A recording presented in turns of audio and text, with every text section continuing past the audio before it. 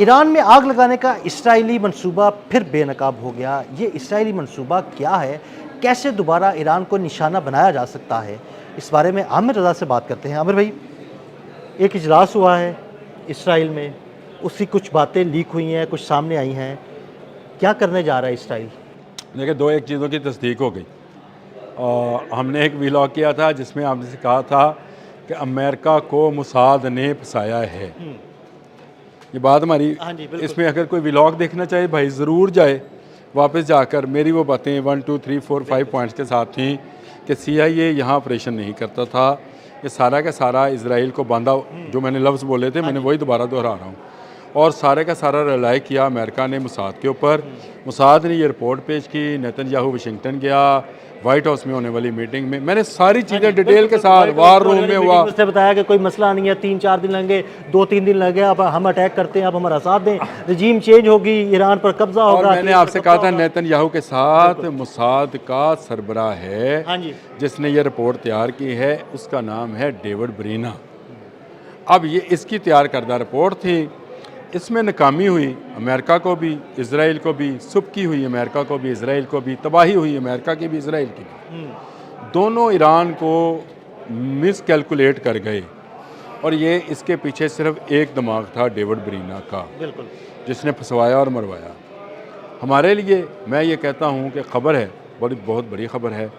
अब इसको उसके ओहदे से हटाया जा रहा है। अच्छा, इसको बता दिया गया है कि भाई तुम अब नहीं हो, यू आर नो मोर, और तुम जो हो, तुम अब जितनी मर्ज़ी तकरीरें करो। ये एक हॉलोकॉस्ट पे उन्होंने एक तकरीब थी, उसमें ये इसने सारी चीज़ें कही कि हमने ईरान की तमाम एटमी क़ुव्वत ख़त्म कर दी है। हमने वही तमाम अल्फाज जो डोनाल्ड ट्रंप को मुसाद ने लिख कर दिए थे, वही अल्फाज इस वक्त डेविड ब्रीना बोल रहा है। उस वक्त जब इसको नहली की बुनियाद पर जंग के दौरान, देखें मुझे छोड़ दें, ईरान अमेरिका आजकल सीज़ फायर है, लेबनान और इसराइल की तो जंग हो रही है कि नहीं हो रही। बिल्कुल। उस दौरान इसको कहा गया है थैंक यू वेरी मच भाई, जाओ घर।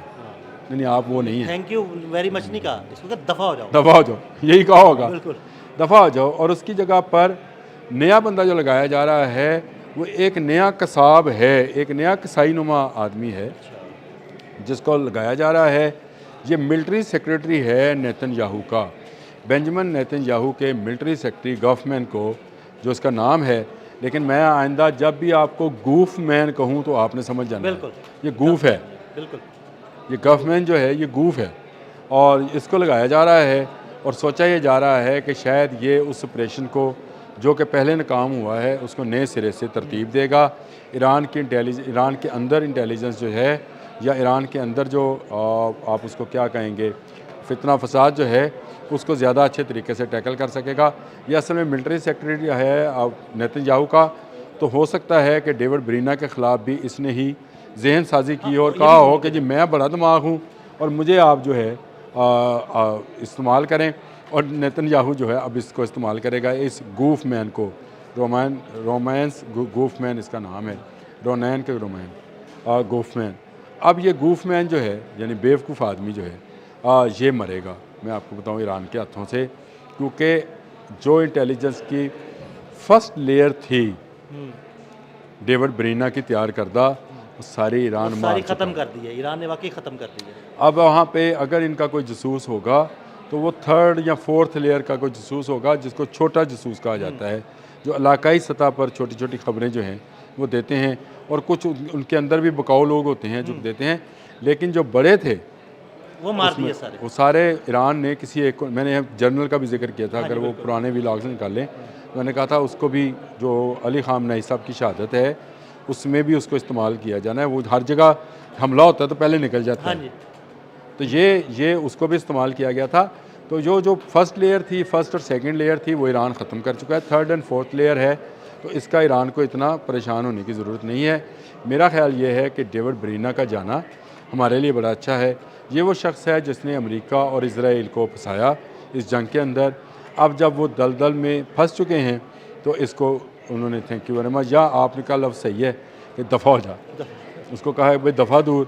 2 जून से नया बंदा जो गूफमैन है वो आ जाएगा और उसके बाद जो है ये अपना नया ऑपरेशन करेंगे। देखें, आंखें खुली रखने की ज़रूरत है। अमन हो जाए, अल्लाह करेगा अमन हो जाएगा, लेकिन आमिर भाई वो सुलह हो चाहता जाएगी। नहीं है ना, इसराइल चाहता नहीं है, नेतन्याहू नहीं चाहता। अब आ देखिए जाए, अमन हो जाएगा तो उसकी गर्दन के गिर्द शिकंजा कसना शुरू हो जाएगा अदालतों वाला, ये जो उस पे केसेस है। वही चाहता है कि ये जंग लगी रहे और वो बहाना बनाकर उनसे बचता रहे। ये डेविड ब्रीना जो है, ये जाते जाते एक बड़ी ज़बरदस्त जो जिसको कहते हैं ना क्लू दे के गया है। वो दे के गया है कि हम ईरान में अपना ऑपरेशन नहीं रोकेंगे बल्कि हाँ जी, इसको बिल्कुल। बढ़ाएंगे। ये वो दे के कह गया, बिल्कुल उसने क्या ये क्या कहा है। गया, हालांकि उसको ये बात नहीं कहनी चाहिए थी।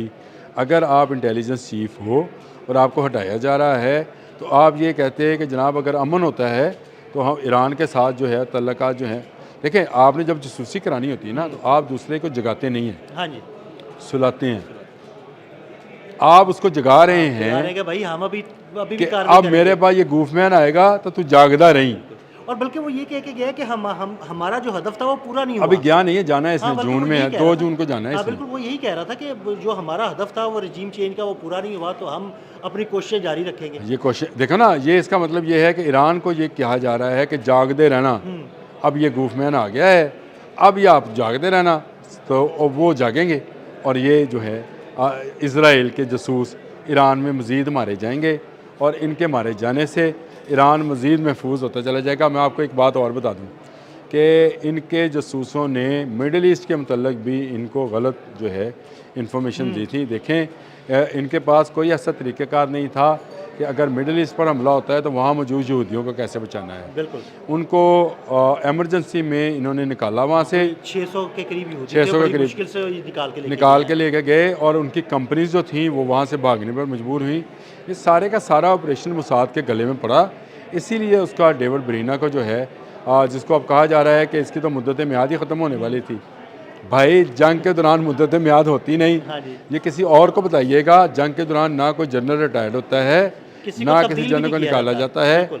ये मेजर जनरल रैंक का ऑफिसर था जिसको मुसाद का सरबराह बनाया गया था। जो नया आ रहा है वो भी मेजर जनरल ही है और उसी को उसकी जगह पे लगाया जा रहा है।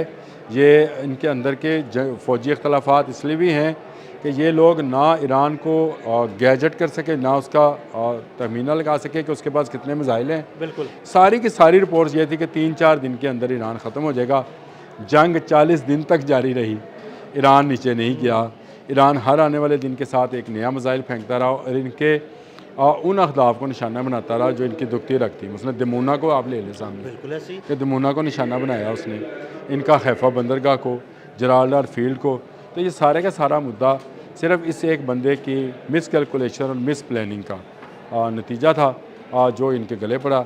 अब इसको हटाया जा रहा है। देखें ये गूफमैन जो है जिसका नाम मैंने गूफमैन रखा है, ये बेवकूफ़ आदमी आकर नया काम क्या करता है।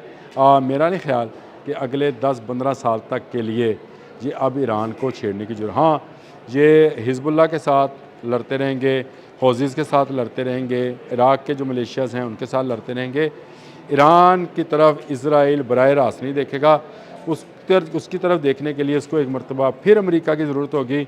और मेरा नहीं ख्याल कि ट्रंप जो इस वक्त मुआहदा करने के लिए पंजाबी कहें उतावले हुए पे हैं। हाँ जी बिल्कुल, वो तो बस किसी तरह बेचैनी है उसके अंदर कि मेरी जान छूटे और मैं यहाँ से जाऊँ। वो दोबारा इज़राइल के या मुसाद के कहने पर यह रिस्क लेगा। उसकी सियासत और तकरीबन अख्ताम की तरफ है, यानी अब ख़त्म होने की तरफ है। और उसकी सियासत ख़त्म होते ही, वैसे भी उसका मेरा ख्याल सेकंड टर्नर है, ये ख़त्म हो जानी है, इसके बाद तो वैसे नहीं आना। उससे पहले उसकी इम्पीचमेंट या फांसी ना हो जाए, हम कुछ नहीं कह सकते। लेकिन मुसाद ने उनको ऐसी दलदल में ला घुसाया है जहाँ से निकलना जो है उनके लिए अब मुश्किल हो रहा है। इसके लिए उनको बहुत सारे हाथ चाहिए। कोई अपना हाथ पकड़ाने को तैयार नहीं है, न स्पेन, न फ्रांस, न बरतानिया, न जर्मनी, न जापान, न कोरिया। कोई अपना हाथ पकड़ाने को तैयार नहीं है क्योंकि ये एक बड़ा देव हैकल किस्म का जो है समझे पावर है। ये ना होए कि इसको हाथ पकड़ाएं ये अंदर ही खींच ले उस दलदल के अंदर। ये सारे लोग इसीलिए इसको इनकार कर रहे हैं। इसमें इसके पीछे और कोई बड़ी वजह नहीं है।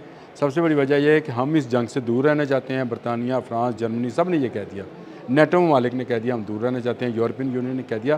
तो बड़ी वजह यही है कि मुसाद ने इनको ऐसी दलदल में फंसाया है कि ना इनको निकलने की कोई राह मिल रही है।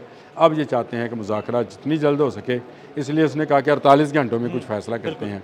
मेरा ख्याल है ये जल्दबाजी है।